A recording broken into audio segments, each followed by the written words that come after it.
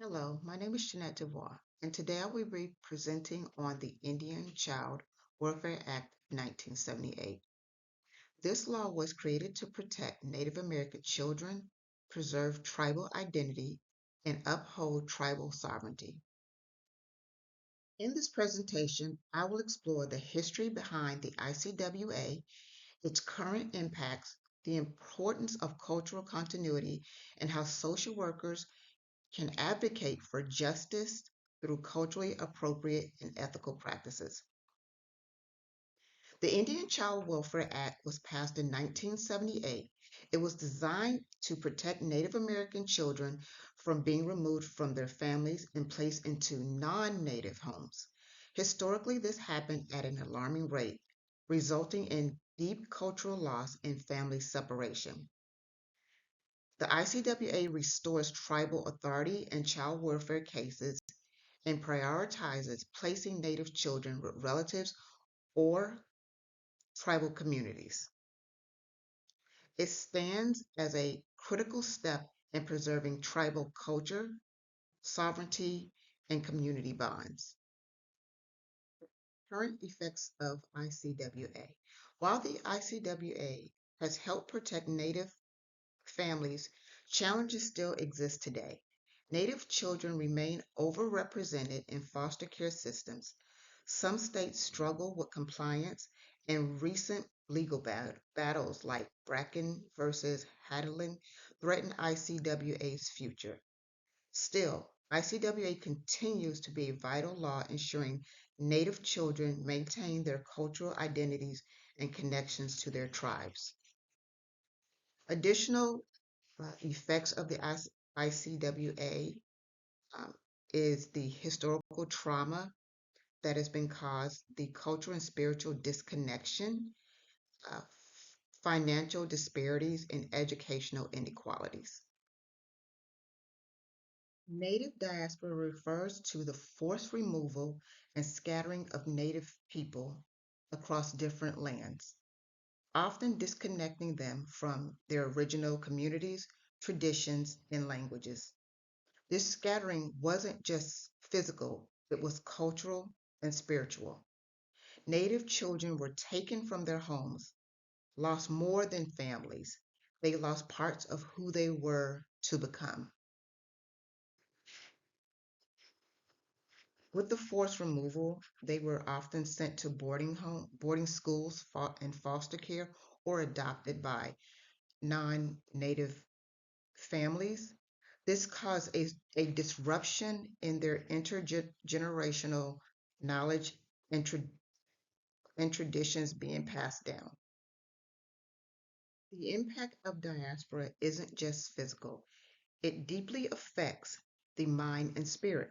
Native individuals separated from their culture often face identity confusion, historical grief, and intergenerational trauma. Losing cultural roots can create feelings of isolation, shame, and disconnection. Healing requires reconnecting to community, land, traditions, and stories that affirm identity and the belonging. Decolonization is about reversing the effects of colonization, reclaiming land, language, culture, and governance. In social work, a decolonized mindset means moving away from imposing Western norms and instead respecting indigenous ways of knowing, healing, and relating. Applied theories.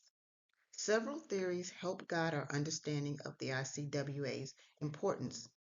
Historical trauma explains the long term impact of child removals and cultural disruption.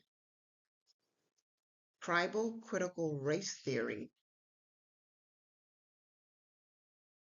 centers indigenous experiences of racism and colonization.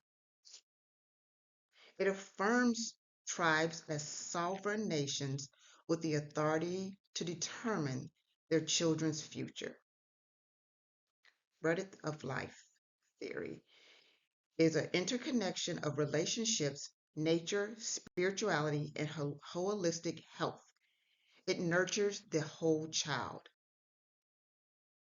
The NSAW Code of Ethics stresses the importance of cultural competence, dignity, self determination, and social justice. ICWA aligns closely with these ethical principles by protecting a child's right to maintain cultural ties, tribal citizenship, and community belonging. Circular and linear worldviews. Western, which is linear worldviews, often focuses on individualism, time-bound processes, and fixed outcomes. Indigenous focus on circular worldviews. They are rational, holistic, and emphasize interconnectedness.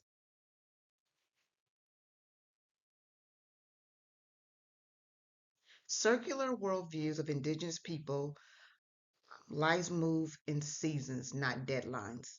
Entire communities raise children, elders, aunties, uncles, and extended kin, not just family. Healing is spiritual, emotional, and collective.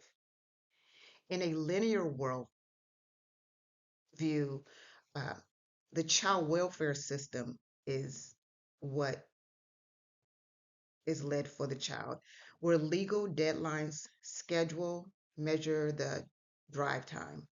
The system wants quick solutions that remove children, often just checking a box.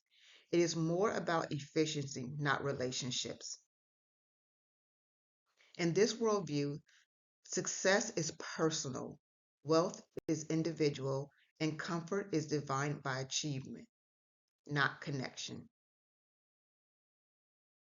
Culturally appropriate interventions would involve active integration of indigenous practices, such as involving elders in decision making, using talking circles, and applying the medicine wheel, and recognizing traditional ceremonies. These interventions would affect the education system for reform through cultural humility. It would mandate training for social workers, judges, child welfare staff, and teachers. It would also help the tribes with community-based placement, with collaborating with tribal child welfare agencies to ensure children are placed with extended family or tribal members to avoid Indigenous children being placed outside of their community.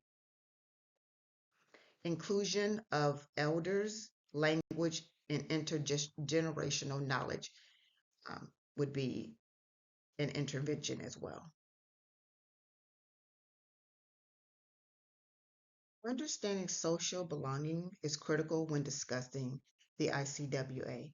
Native children who stay connected to their families, communities, and culture develop a stronger sense of identity and resilience.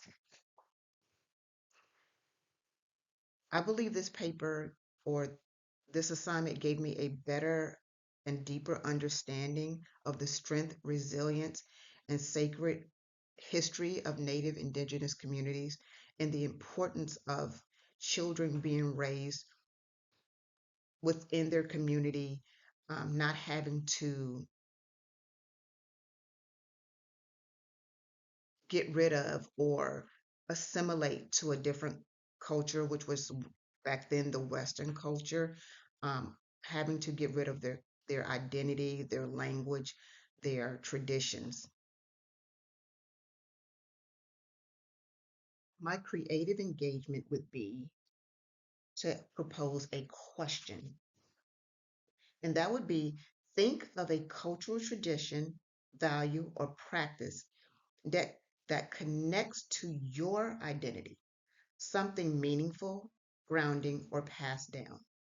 Now imagine that part being taken away in childhood. No language, no familiar customs, no connection to family or community. How would that impact your sense of self, your confidence, your feelings of belonging.